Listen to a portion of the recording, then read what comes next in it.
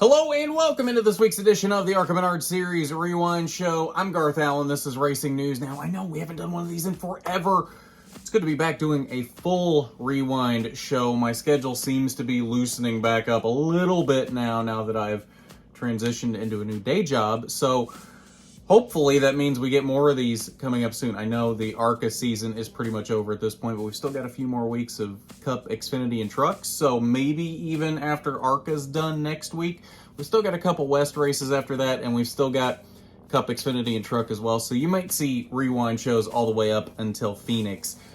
Keep an eye out for that, and of course, hopefully this means we'll be doing a lot more next season as my schedule continues to get better. So, let's talk about Salem, the penultimate race of the 2022 ARCA Menards Series season. And if you fixate on the winner, it was a boring race. But only if you fixate on the winner, because said winner did lead every lap in this race, which seems to be a trend right now with Salem races. I don't think Jesse Love led every lap last year or even really close to it, but Ty Gibbs won a race where he led a lot of laps recently. Chandler Smith led all but 1, 2, or 3 years ago. So recent Salem races tend to be ones that are very dominated by one driver. That being said, there was some really good racing deep in the pack. I do have one nitpick about this race, though, and I know some of you are like, Garth, a nitpick? He never nitpicks ARCA races. He always says they're fantastic and never has any complaints. I know. This has become normal at this point. I know. I get it. It's kind of become my shtick at this point. Why was this race at 4 o'clock in the afternoon? Why was this not a night race like it usually is? And why was it not a throwback race like this race traditionally has been? That's always been one of the coolest things about this fall Salem race, is that it's a night race and it's a throwback race, and some of the coolest throwback schemes at this race. And nobody showed up with throwback schemes, and we ran in the middle of the afternoon. It didn't really seem to hurt the racing quality. It's just a difference in ambiance between a day race and a night race. Salem just feels cooler as a night race. And look at the schedule for the rest of the races on Saturday and tell me it wouldn't have been better with an 8 o'clock start time. You had Truck and Xfinity back-to-back at Talladega, and then you had the ARCA West race at Roseville at 10:45 Eastern. This race started at the exact same time as Xfinity did at Talladega. You're telling me this race couldn't have slotted in 7:30, 8 o'clock? Would have melded perfectly between the Xfinity race and the West race, and we would have had a seamless day of 4 races back to back to back to back, and it would have been a race fan's dream, a stock car race fan's dream. But instead, you go up against the Xfinity race, which granted is on a cable channel. It wasn't on Big NBC. It should have been on Big NBC, but it wasn't. You go up against an Xfinity race at Talladega in the playoffs with a race that's on a lesser cable channel that not a lot of people have, and a streaming service that not a lot of people have, outside of the die-hard fans that are going to watch both of them side by side. How many people do you honestly think picked ARCA at Salem over Xfinity at Talladega? I wish I could say there was a lot of people that would do that, but I don't feel like there are, because it's Xfinity at Talladega. To most fans looking at this, if you look and you have the choice to watch either Xfinity at Talladega or ARCA at Salem, unfortunately for ARCA, the choice is probably going to be Xfinity at Talladega, especially when it's much easier to access. USA, more people have USA by far than have MAVTV or Flo combined. I was one of the few people that watched them both. I don't think a lot of people have that privilege. There's not a lot of people that have MAVTV. There's not a lot of people that have Flo. But the ones that do, why couldn't you have made it easier on them and put this after the Xfinity race? Because you know as well as I do, there's not very many people that are going to choose ARCA at Salem over Xfinity at Talladega. It's unfortunate, but that's how it is. I don't know this for a fact. I haven't seen the numbers, but I feel like the viewership numbers for this race were in the tank just because of when this race was run. It's unfortunate, but what are you gonna do? That being said, let's get into your results. I don't have a caution report for this race because that hasn't been released yet. And we already said the winner led every lap in this race, so there's no point in looking at lap leaders. So let's get right to your results. Sammy Smith wins his 5th race of the season, leading all 200 laps from the Salem Speedway. And you'll notice something right off the bat. There was only 6 cars left on the lead lap at the end of this race. Sammy Smith put up a pretty blistering pace. Dominated this race.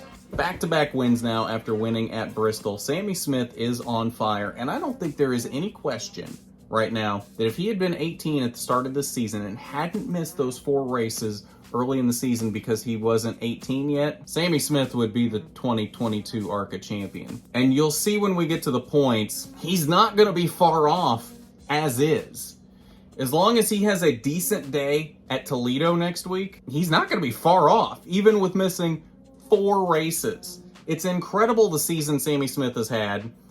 I know people are going to go, oh, well, he's in the 18 car. Look at what Ty Gibbs did. As I've said before, yes, that's a good car. You've got to be a good driver, though, to be able to put that car where it needs to be. We've seen plenty of drivers in cars similar to the 18 and in that 18 car itself that can't do what Ty Gibbs and Sammy Smith have done in that car. So I really don't want to hear the excuse of, oh, well, he's in the best car in the field. Of course he's going to win. No. Look at some of the other drivers that not only have been in that 18 car, but have been in other very similar cars, not just in ARCA, but at all levels of NASCAR, and can't compete for wins, can't compete for top 5s, can't even compete for top 10s, and wreck a lot of the time. You got to have talent to be able to do that. And Sammy Smith has that talent. Sammy Smith has an immense amount of talent. Sammy Smith is going to be a superstar in the coming years, just like Ty Gibbs is becoming now in the Xfinity Series and in the Cup Series very soon. Jesse Love came home in second. The defending winner of this race just really didn't have anything for Sammy Smith. Had a fast car, just couldn't quite get to Sammy Smith. Nobody could really touch Sammy Smith in this race. Daniel Dye comes home P3. That is the points day that he needed headed into Toledo. He has very slowly and methodically chipped away at this Nick Sanchez lead as we've gone down the stretch this season. And with 1 race left, you see he finished 3 spots ahead of Nick in this race. He came in -5. You do the math, and we'll see it here in a moment as well. He has all but erased that lead heading into Toledo, and we have a championship fight on our hands. Toledo is going to be epic. Shout out to Will Kimmel in 4th. Great run by Will Kimmel. As high as 2nd at one point in this race. Will Kimmel had speed in this race. You know, you take Sammy Smith out of this race, and Will Kimmel really could have fought for the win in this race.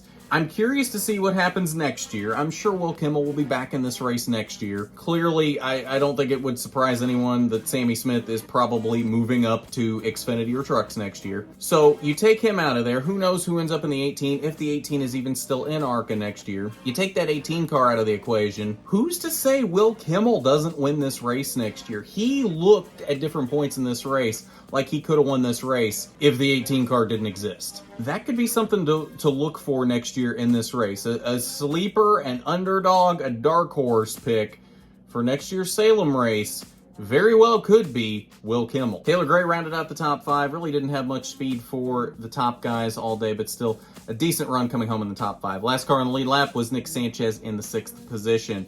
Greg Van Alst, Tony Breidinger, career best finish for her in the 8th position.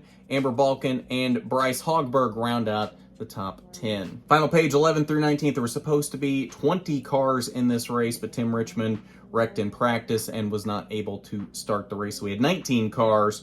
Good runs in 11th and 12th for Ed Pompa and Alex Clubb. Raja Caruth had some engine issues late in the race and ended up parking it to try and save the car for Toledo.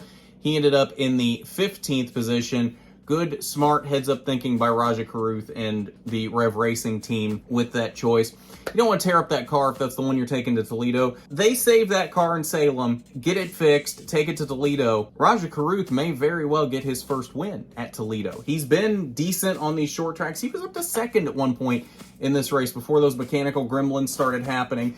I don't think it's out of the realm of possibility that Raja could cap off the season with his first career win at Toledo. But if he stays out there for the final 50 some odd laps, blows a tire, blows the engine, wrecks, whatever happens, he doesn't have that car anymore for Toledo, and that may very well take away his shot at a win at Toledo. So good heads up thinking by Raja and Rev Racing to be able to save that car and possibly compete for a win at Toledo on Saturday. Landon Huffman made his return to ARCA and unfortunately was not able to finish the race, but had decent speed on the day. I think he would have easily finished top 10, if not maybe a top 5 in that Jeff McClure 44 car, but unfortunately parked at 75 laps from the end and came home in the 16th position. Such your results following the Herr Snacks 200 from the Salem Speedway. Doesn't look like we're going to be able to get a Sammy Smith interview this week, but we do have an interview coming up for you tomorrow, talking to first-time ARCA West winner Cole Moore. So you'll see that tomorrow, coming out probably about the same time that this one did today. I believe 6:30 Eastern is when I'm going to premiere this, so look for this at the same time tomorrow. For the Cole Moore interview. It'll be a good one. I promise you that. Point standings following Salem with one race remaining in the ARCA Menard Series season for 2022, and Daniel Dye has closed the lead to 2 points. Uno, dos. 2 points is the gap between Nick Sanchez and Daniel Dye heading into Toledo. It is gonna be a barn burner in Toledo. I am excited about this, if you can't tell. I'm gonna do everything in my power to be at Toledo. I should have been at Salem on Saturday, and unfortunately, life keeps getting in the way for me to get at races right now. So hopefully I'll be at Toledo to give you all that championship season-ending action from Toledo. But if not, definitely look for coverage of that race in the form of rewind show, interviews with whoever the eventual champion is, and so forth. So keep an eye out for that in the coming weeks. Raja Carruth basically out of the championship at this point. Hypothetically, depending on car count, I guess he's not mathematically eliminated yet, but realistically he is. And I guess once the entry list comes out, we know how many cars are there. Unless there's like 40 cars in this race. And I know ARCA keeps hyping up that this is going to be a really big entry list. So I guess it's possible he could still mathematically be in it, depending on how many cars are in this race, but I'm gonna doubt that and say, for all intents and purposes, until we know the entry list, he is pretty well eliminated from this championship. Still, rookie season, finishing 3rd in points. He gave it a good run, led the points for a few weeks there in the middle of the season. A good season nonetheless to hang his hat on for Raja Carruth. A good stepping stone to continue his career going forward, whether that be another year in ARCA next year or moving up to Trucks or Xfinity.